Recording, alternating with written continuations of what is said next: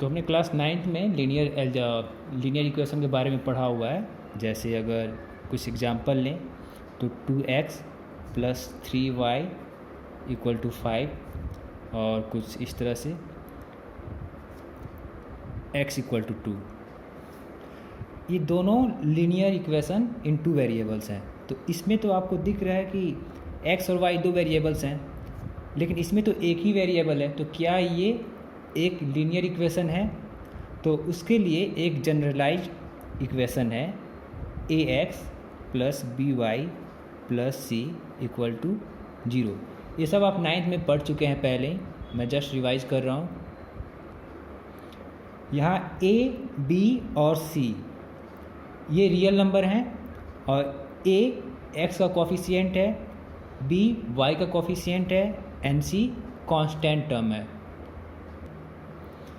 और इसमें एक और चीज़ दी हुई होती है कि a और b दोनों 0 नहीं होने चाहिए।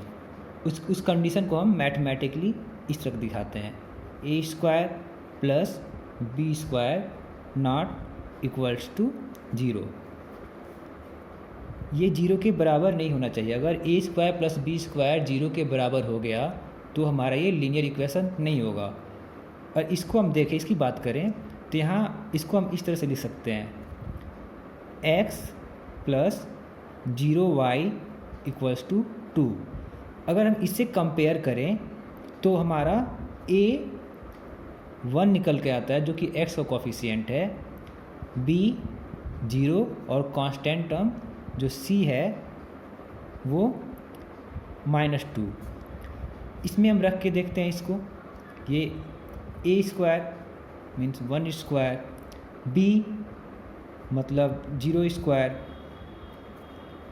ये आया वैल्यू 1 जो कि 0 के बराबर नहीं है। तो हमारा ये लीनियर इक्वेशन इन 2 वेरिएबल्स हम इसको बोल सकते हैं। भले यहाँ पे हमें एक ही वेरिएबल दिख रहा है, ये चीज़ें हमें ध्यान में रखनी है। अब इस ये ऊपर वाली इक्वेशन को हम लेते हैं which is 2x plus 3y equals to 5। अब हम x और y की कुछ ऐसी वैल्यू पुट करें कि ये इक्वेशन सेटिस्फाई हो जाए। तो x और y की जो वैल्यू होगी वो इस इक्वेशन का सॉल्यूशन बोली जाएगी। इस केस में अगर हम x इक्वल टू 1 रखें और y इक्वल टू भी 1 रखें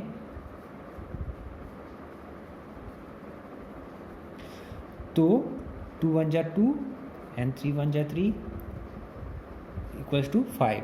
तो हमारा left hand side and right hand side दोनों इक्वल हो जाते हैं। तो x equal to 1 y equal to 1 इसका एक सॉल्यूशन है। लेकिन एक लीनियर इक्वेशन के इन्फिनिटिव नंबर ऑफ सॉल्यूशन हो सकते हैं, बहुत सारे।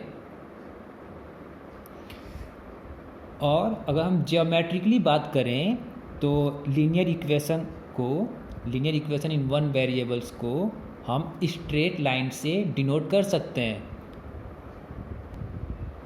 और वो स्ट्रेट लाइन जो होगा वो उस पे जितने भी पॉइंट होंगे वो सभी इस इक्वेशन के सॉल्यूशन होंगे। और हमें ये बात पता है कि एक लाइन में इन्फिनिटिव नंबर ऑफ पॉइंट्स होते हैं, तो हमारे एक इक्वेशन के इन्फिनिटिव नंबर ऑफ सॉल्यूशन भी होंगे।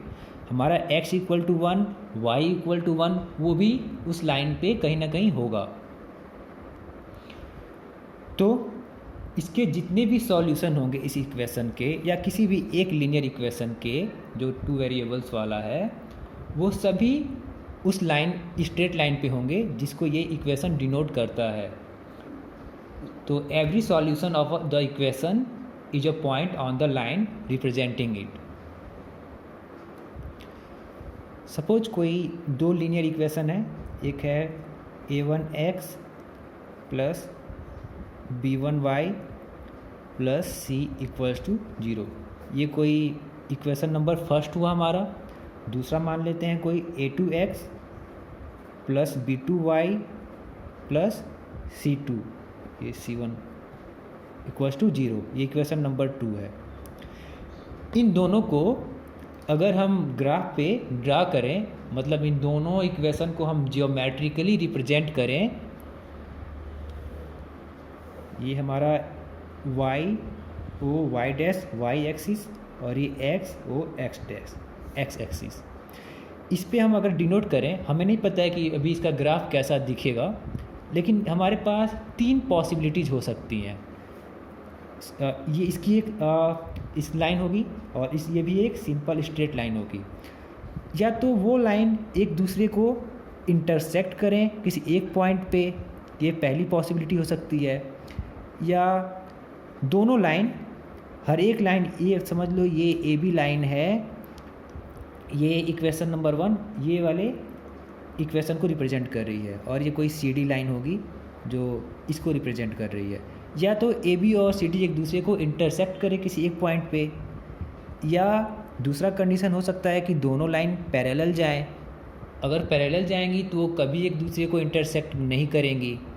तीसरी एक और कंडीशन हो सकती है कि दोनों लाइन एक दूसरे को ओवरलैप करें, यानी पहली लाइन भी वहीं हो और दूसरी लाइन में ड्रा करें तो वहीं आए, एंड दोनों लाइन एक दूसरे को ओवरलैप करती हैं। तो क्या हो सकता है? तो पहले केस में हमें ये पता है कि ये जो लाइन ए बी है, इस पे जितने भी पॉइंट होंगे वो सभी इस इक्वेशन नंबर 1 को सेटिस्फाई करेंगे।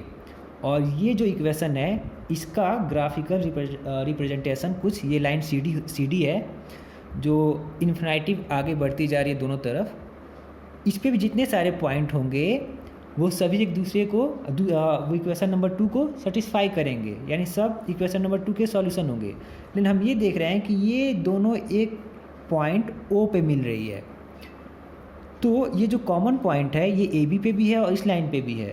तो मतलब एक ऐसा पॉइंट होगा जो इन दोनों लाइन पे होगा, मतलब वो पॉइंट पे जो भी एक्स और वाई के कोऑर्डिनेट होंगे वो अकेला कोऑर्डिनेट इन दोनों को सेटिस्फाई करेगा, यानी इन दोनों इक्वेशन का एक कोई कॉमन सॉल्यूशन निकल सकता है। पहले केस में जब दोनों लाइन एक दूसरे को इंटरसेक्ट करें।